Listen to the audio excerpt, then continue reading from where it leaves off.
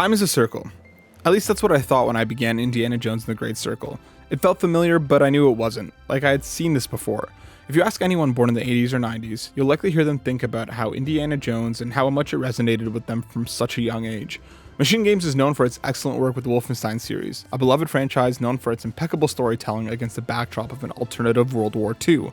However, many forget that the same developer also worked on the oft-forgotten The Chronicles of Riddick: Escape from Butcher Bay. Whether you have a history with the character or are diving in for the first time, there is no better time to use an inflatable raft and take the leap. I was somewhat skeptical about the initial reveal. Licensed games tend to deliver phoned-in gameplay and mechanics, but not all licensed games are created equal. However, I'm confident that MachineGames did its homework, and the adventure you set upon here is inspired by the trilogy of films that became sensations years ago. I'm at Marshall College within minutes of the introduction, walking to an intrusion. Indy's not too keen on dealing with the trespasser, but he begrudgingly follows the noise throughout the campus. Off the bat, I was impressed by the attention to detail everything in front of me seemed to showcase. The environment feels ripped out from the movies to a new medium, from the classrooms to the hallways. It's just as I remember in the Raiders of the Lost Ark, and it's pretty crazy that I could explore it on the cusp of a brand new adventure. With the help of a fellow scholar, Marcus Brody, the pair quickly pieced together where Jones must go after a mummified cat is stolen. In a quick changeover, we land in Italy and head to the Vatican, which holds clues on what may be coming. In just an hour of gameplay, I felt more connected to the original trilogy of films, as MachineGames has the opportunity to neatly place the Great Circle between Raiders of the Lost Ark and Temple of Doom. As it lies between the first and second films, many familiar elements are here, and they work in favor of trying to outperform the films by smartly implementing the use of Nazis and fascists as their main antagonists. As Indiana Jones, you'll take on Emmerich Voss and the Third Reich as they seek out a powerful artifact leading to a worldwide adventure. As a titular archaeologist, you'll have to use your wits in the environment to survive and outsmart your enemies. While guns are available, it isn't the best course of action in most cases. Instead, you need to pay attention, use various tools and weapons lying about, and above all, use your whip to deal with the most challenges. The whip draws attention to you, but can also be used to swing from an assortment of surfaces, climbing up scaffolding, disarming enemies, and in a whole bunch of other situations, prove raw power isn't always the best solution.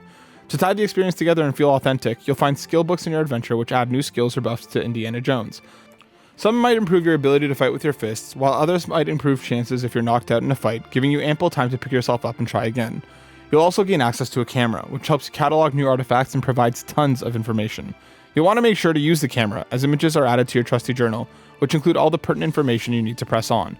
Think of it like the Grail diary from The Last Crusade, as it includes handwritten notes, photos, and the notes you use to review your progress. The camera also serves as your primary tool to gain hints while dealing with puzzles. While they're optional, it's also nice to be able to point out a problem and have a way to move forward if you're stuck. Puzzles are probably where I feel the community may become split. In earlier puzzles, I had very little issues completing them. You'll need to pay attention to the environments and understand the task at hand to succeed. You'll often have to deduce the solution by looking at the larger play at hand. An early puzzle shows an important artifact was stolen, so you need to work backwards and return all the leftover artifacts to their correct display. It's the first puzzle of the game, but a good indicator showing the way MachineGames wants you to think. There's a lot of detective work at hand, and you can't brute force your way to a solution. To keep you immersed in what you're doing, you'll be using an assortment of maps to figure out new locations, secrets, and shortcuts. Indiana Jones can't be punching everyone in the face, so sometimes it's necessary to find an alternate path by referencing the map. Take the Vatican level, for example. It's a medium-sized hub which features lots of doorways, alleys, and winding walkways to offer various ways to interact with the world. In some situations, you'll need a clerical key to bypass many of the fascist guards who recognize that you're not a priest. In turn, you can use the map to maneuver around them as to not get spotted.